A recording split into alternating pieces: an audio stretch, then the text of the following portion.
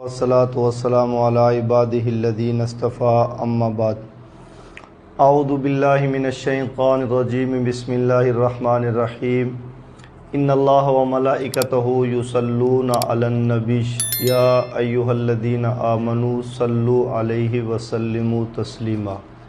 محترم خواتین و حضرات،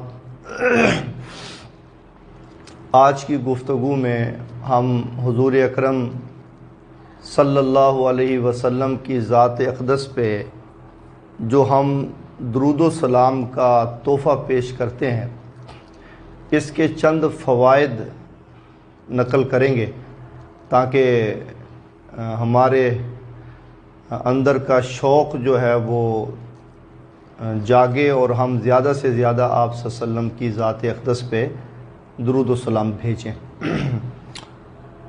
سب سے پہلی بات تو یہ ہے کہ یہ جو درود و سلام ہے یہ در حقیقت اس امت کا نبی پاک صلی اللہ علیہ وسلم سے تعلق قائم ہونے کی ایک دلیل ہے۔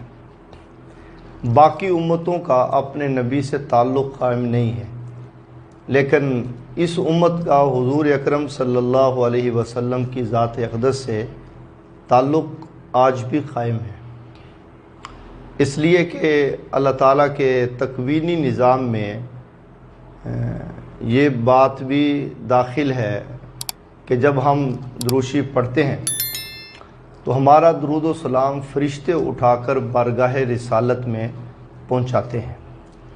حدیث پاک میں من صلی علیہ عند قبری فسمعتہ، کہ میری قبر پہ جو درود پڑھا جائے میں اس کو خود سنتا ہوں، حضور فرما رہے ہیں۔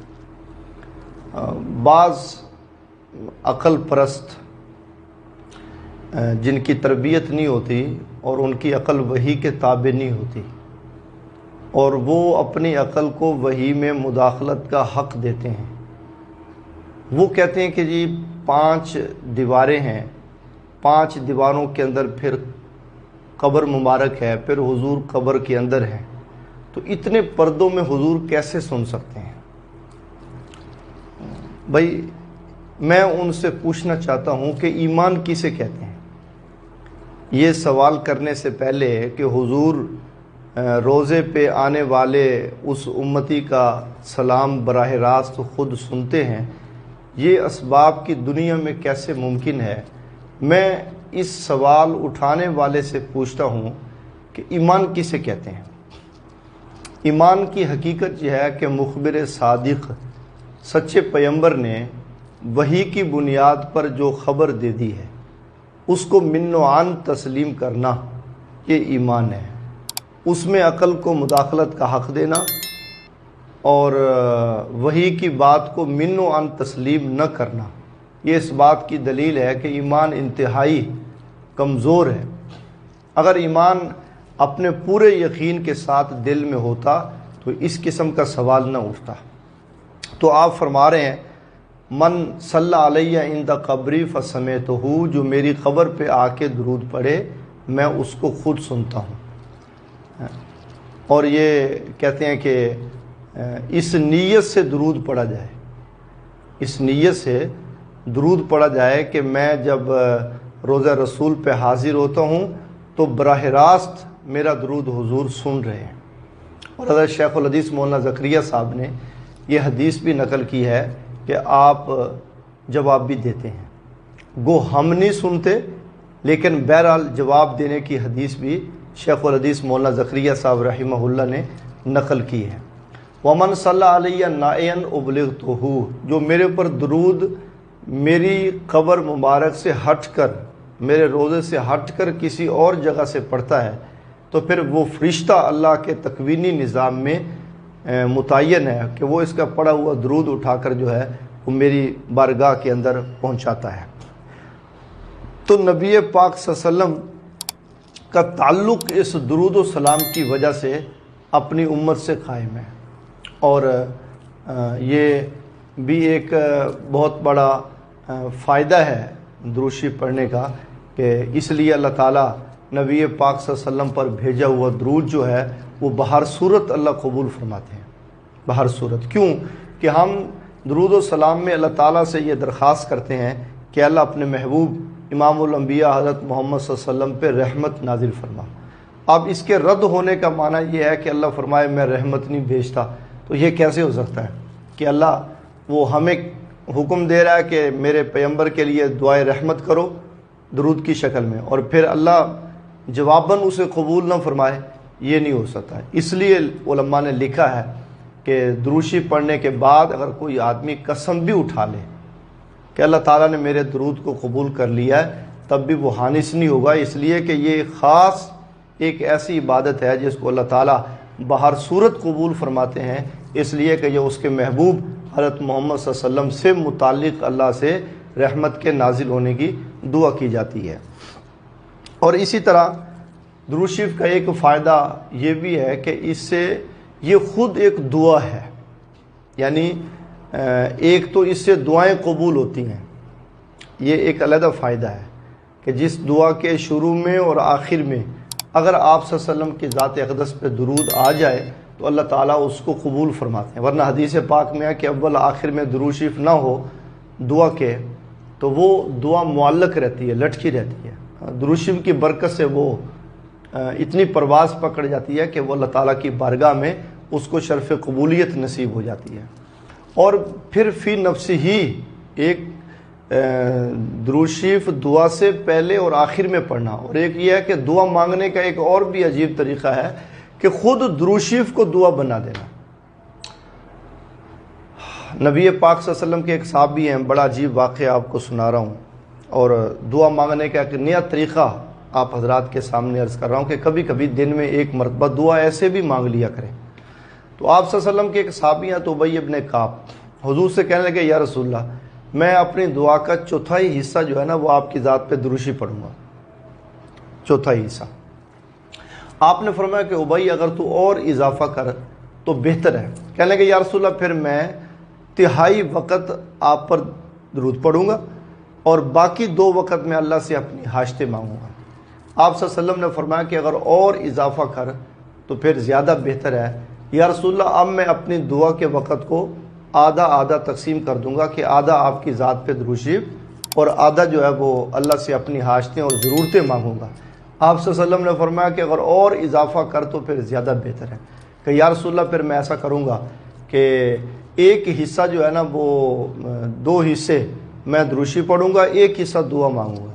آپ نے فرمایا کہ اگر اور درود میں اضافہ کر لے تو زیادہ بہتر ہے۔ یا رسول اللہ اب میں ایک حصہ جو ہے نا وہ دعا کے لیے اور 2 حصے درود کے لیے۔ آپ نے فرمایا کہ اور بڑھا دے۔ نے کہا یا رسول اللہ اب اور بڑھانا یہ ہے کہ میں اب سارا وقت ہی دعا کا آپ کی ذات پہ درود بھیجنے میں خرچ کر دوں گا، یعنی کوئی اور چیز میں اللہ سے نہیں مانگوں گا، بس میں صرف درود ہی درود اپنی دعا کے اندر پڑھتا رہوں گا۔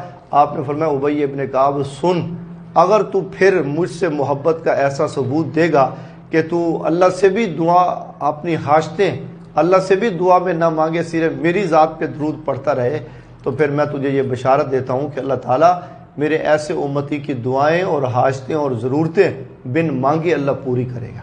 تو دعا مانگنے کا طریقہ اول آخر میں درود شریف، اور دوسرا طریقہ دعا مانگنے کا یہ ہے کہ دن بھر میں کبھی ایک آدھی دعا ایسی بھی مانگ لیں کہ اس میں صرف نبی پاک صلی اللہ علیہ وسلم کی ذات اقدس کے اوپر درود شریف پڑھتے رہیں۔ اور اسی طریقے پر درود شریف پڑھنے سے اللہ تعالیٰ کی رحمت فوری متوجہ ہوتی ہے۔ ایک فائدہ درود پڑھنے کا یہ بھی ہے، کبھی اچانک انسان کو پریشانی آ جاتی ہے، اب وہ چاہتا ہے کہ یہ اچانک آنے والی پریشانی جس کے لیے وہ تیار نہیں تھا اور اس کو اللہ تعالیٰ دور کر دیں، اور اللہ کی رحمت وہ چاہتا ہے کہ وہ فوری اس کی طرف متوجہ ہو جائے۔ میں اس کو چاہیے کہ فوراً نبی پاک صلی اللہ علیہ وسلم کی ذات اقدس پہ درود شریف پڑھنا شروع کر دے۔ کیوں؟ جب یہ درود شریف پڑھے گا تو اس کی یہ عبادت قبول ہو رہی ہے۔ اب یہ عبادت جب اس کی قبول ہو رہی ہے تو اس کو اللہ کی ذات کا قرب نصیب ہو رہا ہے۔ اب جس دعا میں وہ اللہ کا نام مبارک بھی آ رہا ہے اللہم صلی علی محمد، اور نبی پاک صلی اللہ علیہ وسلم کی ذات اقدس کے لیے بھی دعا رحمت ہو رہی ہے، تو اللہ تعالیٰ فوراً اپنی رحمت کو اپنے اس بندے کی طرف متوجہ کر دیتے ہیں جو اس کے محبوب کی ذات پہ درود پڑھ رہا ہوتا ہے، اور اللہ تعالیٰ پھر درود شریف کی برکت سے اس کو اس پریشانی سے جو ہے وہ نکال دیتے ہیں۔ اس لیے کہتے ہیں کہ درود شریف پڑھنے کا ایک فائدہ کبھی نقد اللہ کی رحمت کو متوجہ کرنا ہو تو اس کے لیے نبی پاک صلی اللہ علیہ وسلم کی ذات اقدس پہ درود شریف پڑھا جائے۔ اور اسی طریقے پر اللہ تعالیٰ درود کی برکت سے انسان کے درجے بلند کرتے ہیں۔ اللہ من صلی علیہ واحدہ صلی اللہ علیہ عشرہ، بھئی جو ایک مرتبہ میرے لیے درود پڑھے گا اللہ اس پہ 10 رحمتیں نازل کرے گا۔ کبھی سوچا بھی ہے کہ ایک مرتبہ جس نے درود پڑھا اس پر تو 10 رحمتیں نازل ہو گئیں، اور جس نبی رحمت کے لیے درود و سلام کا نظام اللہ نے ایسا بنا دیا ہے کہ وہ ایک لمحے کے لیے بھی نہیں رکتا، ایک لمحے کے لیے۔ انسان کیا اور فرشتے کیا، انسانوں کی طرف سے بھی اور فرشتوں کی طرف سے ایک سیکنڈ کے لیے بھی رسول اللہ کی ذات پہ درود و سلام ٹھہرتا نہیں ہے۔ 70,000 فرشتے، مشکات شریف میں حدیث ہے کہ وہ صبح کے وقت شام تک، اور 70,000 فرشتے وہ شام سے صبح تک بارگاہ رسالت میں یعنی روضہ رسول پہ حاضر ہو کے نبی پاک صلی اللہ علیہ وسلم کی ذات اقدس پر درود و سلام بھیجتے ہیں۔ اور جب ایک فرشتہ آ جائے پھر قیامت تک اس کی باری نہیں آتی۔ تو لگتا ہے کہ یہ 2 عبادتیں، ایک بیت المعمور کا طواف، وہ جو سدرہ سے اوپر بیت المعمور فرشتوں کی جائے مطاف ہے، وہاں بھی فرشتوں کی باری لگتی ہے، ایک مرتبہ جو طواف کر گیا پھر باری نہیں آئے گی۔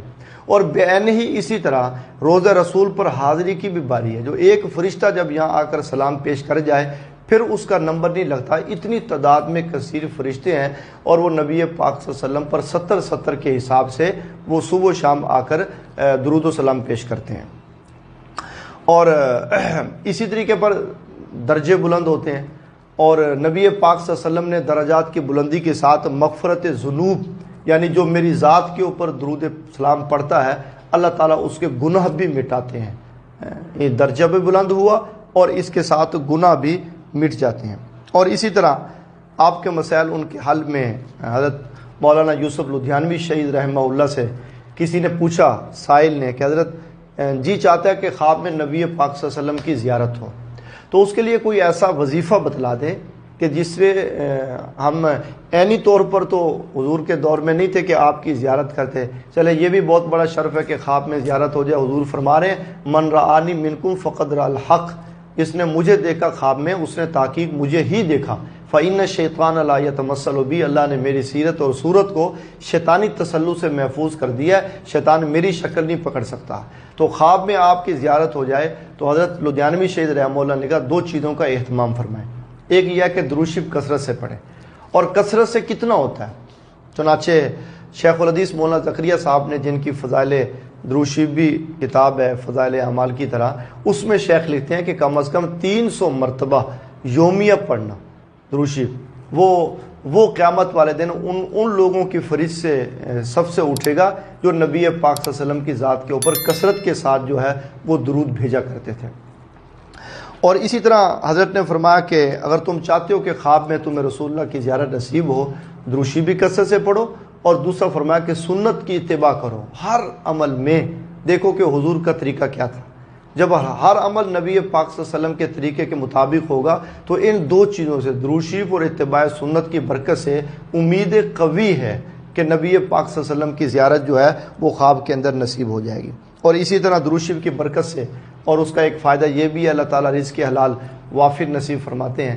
ہمارا جو گھر میں داخل ہوتے ہی سورۃ اخلاص اور درود شریف پڑھنے کا اہتمام کر لے اللہ تعالیٰ اس کو بلا حساب وافر روزی عطا فرماتے ہیں۔ چنانچہ اللہ تعالیٰ درود شریف کی برکت سے حکمت و دانائی بھی نصیب کرتے ہیں۔ ڈاکٹر علامہ اقبال اس امت میں بہت بڑے فلسفی اور دانا و حکیم گزرے ہیں، جن کو ہم مصور پاکستان اور شاعر مشرق بھی کہتے ہیں، اور اللہ نے یقیناً ان کو بڑی حکمت سے نوازا تھا اور بڑی امت کی رہنمائی کر گئے اپنے اشعار کے اندر۔ ان سے کسی نے پوچھا کہ آپ کو اللہ نے یہ حکمت کس عمل کی برکت سے دی ہے، تو ڈاکٹر صاحب فرمانے لگے کہ رسول اکرم صلی اللہ علیہ وسلم کی ذات پر 1 کروڑ مرتبہ، 1 کروڑ دفعہ میں نے درود شریف گن کے پیش کیا ہے، گن کے۔ اللہ تعالیٰ نے اس 1 کروڑ مرتبہ درود کی برکت سے مجھے اللہ نے یہ حکمت اور دانائی اور یہ بڑی شاعری کا الہام اللہ نے مجھ پر کیا۔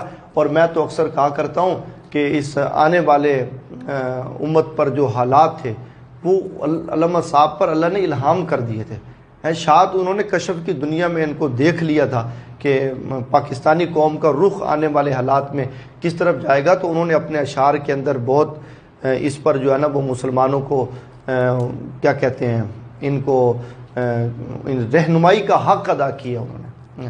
امیر شریعت سید عطا اللہ شاہ بخاری رحمہ اللہ فرما کرتے تھے اقبال کو نہ قوم نے سمجھا نہ انگریز نے سمجھا۔ افسوس ہے، اگر قوم سمجھتی تو مان لیتی، انگریز سمجھتا تو پھندے پہ چاڑ دیتا ہے۔ اقبال کو انگریز بھی نہیں سمجھ سکا جیسے قوم نے نہیں سمجھا۔ اور نبی پاک صلی اللہ علیہ وسلم کی ذات اقدس پہ دروشی پڑھنے کا ایک فائدہ یہ بھی ہے کہ حضور کی محبت نصیب ہوتی ہے، کیونکہ آپ صلی اللہ علیہ وسلم کی ذات سے قرب بڑھتا ہے، اور پھر درود و سلام کے اندر محبت رسول کا مل جانا ایک یقینی امر ہے۔ اور اسی طرح ایک فائدہ یہ بھی ہے، قیامت والے دن نبی پاک صلی اللہ علیہ وسلم کی شفاعت کا، آپ کی معیت کا اور آپ کا قرب اس کو نصیب ہوگا۔ واضح ایک حدیث میں ارشاد فرمایا ان اول الناس بی یوم القیامہ، قیامت والے دن سب سے زیادہ میرے ساتھ دوستی اور میری معیت اور میرا قرب اس کو نصیب ہوگا جو میری ذات کے اوپر درود شریف جو ہے وہ کثرت کے ساتھ پڑھتا ہے۔ تو اس لیے یہ درود و سلام جو ہے وہ بہت ایک اہم عبادت ہے، اور کہتے ہیں کہ اس کا ایک بڑا فائدہ یہ بھی ہے کہ اس سے اللہ تعالیٰ کا امر پورا ہوتا ہے، حکم اللہ کا، اس لیے کہ اللہ تعالیٰ نے قرآن مجید میں جیسے نماز، روزہ، زکوٰۃ اور حج کی احکامات اللہ تعالیٰ نے دیے ہیں، تو بین ہی اسی طریقے پر اللہ تعالیٰ نے درود شریف پڑھنے کا بھی حکم دیا ہے، میرے پیغمبر کے اوپر درود شریف پڑھو۔ اب کہتے ہیں جب یہ آیت اتری تھی نا، بڑی عجیب بات سناؤں آپ کو، جب یہ آیت اتری ان اللہ و ملائکتہ یصلون علی النبی، بھئی میرے نبی پر صلاۃ و سلام پڑھو، صحابہ حضور کے پاس چلے گئے، کہنے لگے یا رسول اللہ کیسے پڑھیں کیسے پڑھیں؟ حضرت حاجی عبد الوہاب صاحب رحمہ اللہ امیر تبلیغی جماعت فرماتے تھے پورا دین کیا ہے؟ پورا دین حکم اللہ کا، طریقہ نبی کا، یہ دین ہے پورا۔ اب صحابہ گھٹنے ٹیک کے بیٹھ گئے کہ یا رسول اللہ، اللہ کا نیا امر آ گیا ہے، صلاۃ و سلام میرے نبی پہ پیش کرو، کیف نصلی، سلام تو پیش کرتے ہیں لیکن کیف نصلی، کیسے صلاۃ پیش کریں؟ اور یہ ان کے لیے بھی المیہ ہے بڑا، کہ جو قرآن کو بغیر حدیث کے لے کر چلنا چاہتے ہیں۔ حسبنا کتاب اللہ، ہمیں اللہ کی کتاب کافی ہے۔ تو میں ان سے کہتا ہوں کہ یہ تم اس آیت پہ عمل ہی کر کے دکھا دو، حدیث جو اس کی تشریح میں آپ نے فرمائی ہے اس کو کنارے پہ کر دو، اور اس آیت کی بنیاد پہ درود شریف پڑھنے کا طریقہ منتخب کرو کہ اللہ جو ہم سے فرما رہا ہے اللہم صلی علی محمد، میرے نبی پہ صلاۃ بھیجو، رحمت کی دعا کرو۔ کیسے صلاۃ بھیجیں گے؟ کہتے ہیں اگر ہم اپنی مرضی سے طے کرتے تو کیا کہتے ہیں؟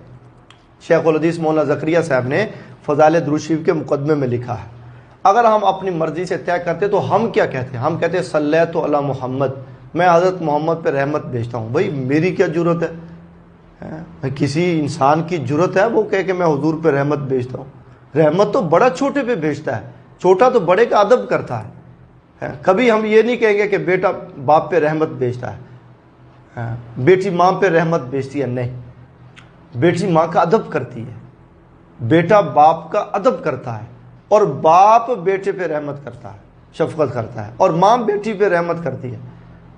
اب اگر یہ درود شریف پڑھنے کا طریقہ ہم پہ چھوڑ دیا جاتا تو ہم پڑھتے صلیت علی محمد، متکلم واحد۔ اگر ہم جمع کے ساتھ کہتے تو صلینا علی محمد، بھئی ہم سارے مل کر حضرت محمد صلی اللہ علیہ وسلم پر رحمت بھیجنا چاہتے ہیں، اور بھلے بھئی یہ اس خاک کو اس عالم پاک سے کیا نسبت ہے کہ وہ حضور کے متعلق یہ کہتا پھرے میں یا ہم حضور پہ رحمت بھیجتے ہیں، سرے سے درود شریف ہی غلط ہو جاتا ہمارا۔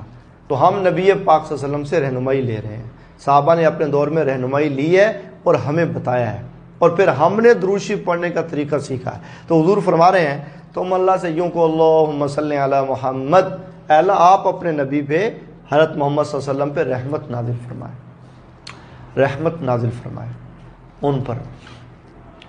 حضرت مولانا زکریا صاحب رحمہ اللہ نے سوال اٹھایا، بھئی اللہ تو پہلے بھیج رہا ہے، ہاں اللہ ہمیں حکم دے رہا ہے کہ تم درود پڑھو، صلاۃ بھیجو، اور ہم طریقہ سیکھنے کے لیے حضور کے پاس چلے گئے، آپ نے پھر ہمیں اللہ کی طرف دعا واپس بھیجنے کا حکم دے دیا، یعنی اللہ نے ہمیں حکم دیا اور ہم حضور کے پاس گئے، حضور نے اس دعا کو واپس اللہ کی بارگاہ میں رکھنے کا حکم دے دیا کہ اللہ آپ بھیجیں۔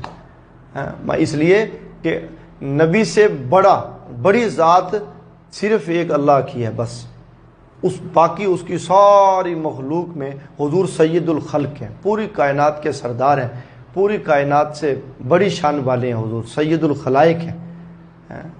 اور تو اس لیے کوئی یہ نہیں کہہ سکتا کہ میں بھیجتا ہوں، ہمارا طریقہ یہ ہے کہ تم اللہ سے کہہ دو کہ اللہ آپ اپنے نبی پہ رحمت بھیج، آپ اپنے نبی پہ صلوات خود بھیجیں۔ اللہ تو پہلے سے بھیج رہا ہے۔ شیخ الحدیث نے دوسرا سوال اٹھا، اللہ تو پہلے سے بھیج رہا ہے، تو پھر ہمیں کہنے کا کیا فائدہ؟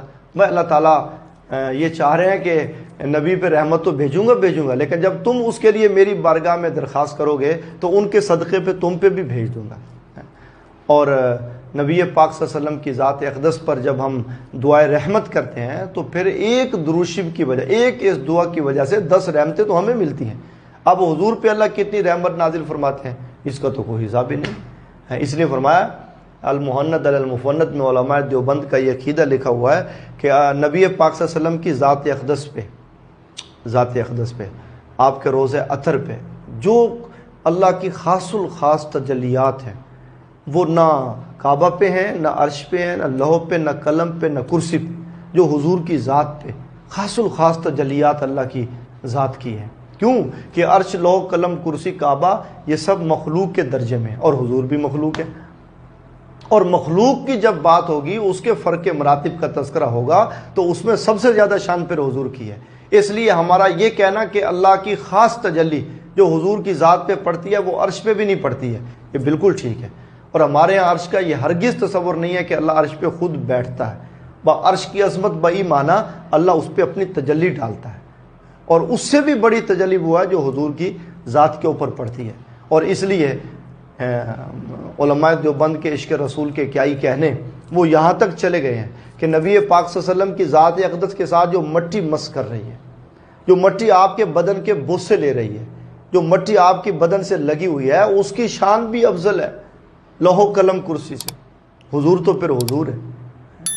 تو اس لیے میں اس پڑھنے کے ساتھ اللہ تعالیٰ کا امر بھی پورا ہوگا، اور امر ایسے پورا ہوا کہ حضور نے ہمیں اس درخواست کو واپس اللہ کے پاس بھیجنے کا حکم دے دیا، اور ہم نے اللہ کی بارگاہ میں وہ پیش کر دی۔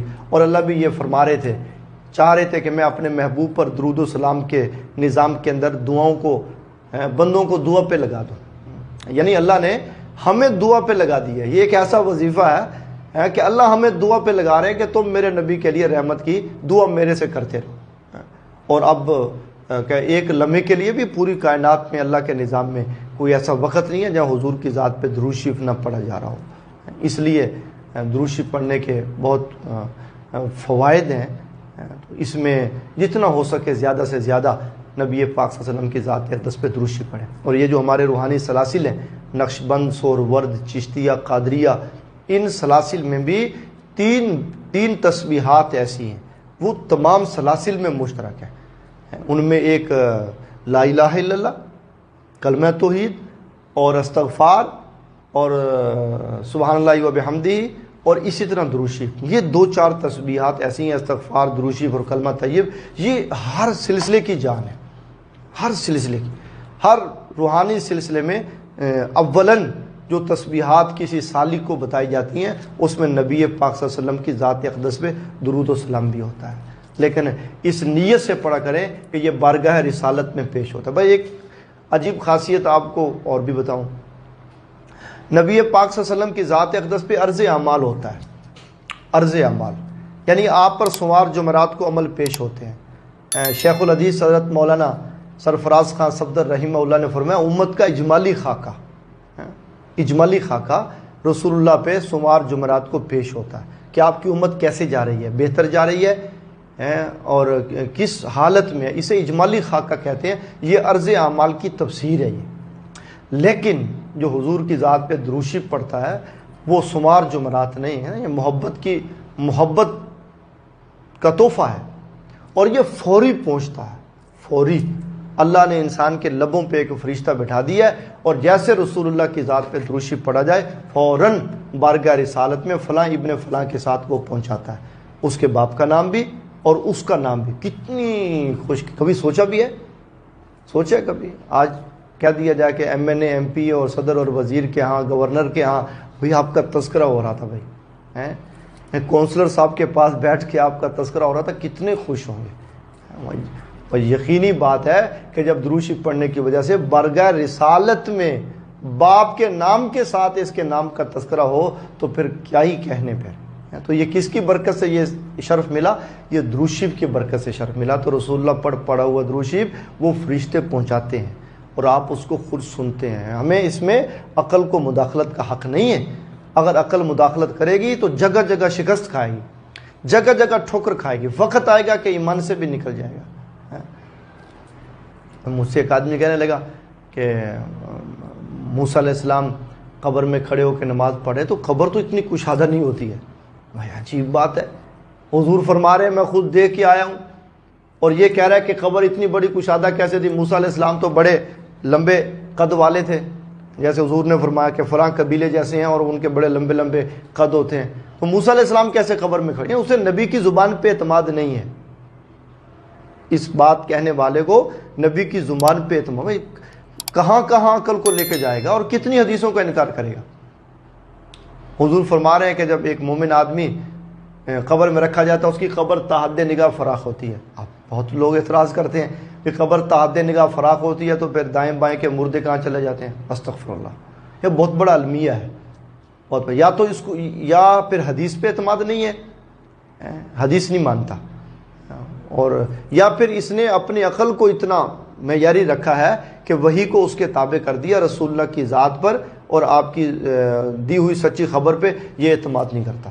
ورنہ یہ تو قرآن و سنت میں جگہ جگہ ایسی چیزیں ہیں کہ جب عقل وہی کے تابع نہ ہو تو وہ اس کو تسلیم بھی نہ کرے. رسول اللہ کا معراج کیسے مانے گا؟ اور پھر واقعہ معراج میں بھی حضور فرما رہے ہیں نبیوں کو مسجد اقصی میں نماز پڑھا کے آیا ہوں، اور پھر حضور فرما رہے ہیں چھٹے آسمان پہ جا کے میں پہلے آسمان پہ گیا تو حضرت آدم سے ملا، حضرت موسیٰ سے ملا، حضرت ابراہیم علیہ السلام سے ملا. اب وہ یہاں بھی عقل کو مداخلت کا حق دیتے ہیں کہ ابھی تو حضور فرما رہے ہیں بیت المقدس میں نماز پڑھائی، اور پھر یہ اوپر کیسے چلے گئے؟ یا پھر یہ نماز اگر واپسی پر تھی تو حضور نبیوں سے مل کے آئے ہیں اور پھر یہ ادھر بھی پہنچ گئے، آسمانوں پر بھی ہیں اوپر بھی پہنچ گئے. وہی اللہ کی قدرت سے ہوا ہے نا، اور واپس پھر اپنی اپنی قبور میں بھی چلے گئے. یہ سوالات کا ایک سلسلہ ہے. جب ایک آدمی اس راستے پہ چلے گا تو اس کی عقل کو کہیں ٹھکانہ نہیں ملے گا، اور وہ بالآخر وہ آہستہ آہستہ وہ اپنے ایمان سے ہاتھ دھو بیٹھے گا. اس لیے جو عقائد کی کتابوں میں لکھا کہ اسباب علم 3 ہیں، ان میں ایک حواس خمسہ اور ایک عقل اور ایک وحی. بس ہمارے ہاں حرف آخر وحی ہے، عقل نہیں ہے. حرف آخر وحی کی بات ہے، عقل کی بات نہیں ہے. اب تزکیہ اور تربیت یہ ہے کہ خواہش کو عقل کے تابع کر دے اور عقل کو وحی کے تابع کر دے. جب عقل وحی کے تابع ہو جائے گی تو پھر اس کو اس قسم کی باتوں پر اعتراض نہیں ہوگا. اللہ تعالیٰ ہم سب کو رسول اللہ کی ذات پہ زیادہ سے زیادہ درود پڑھنے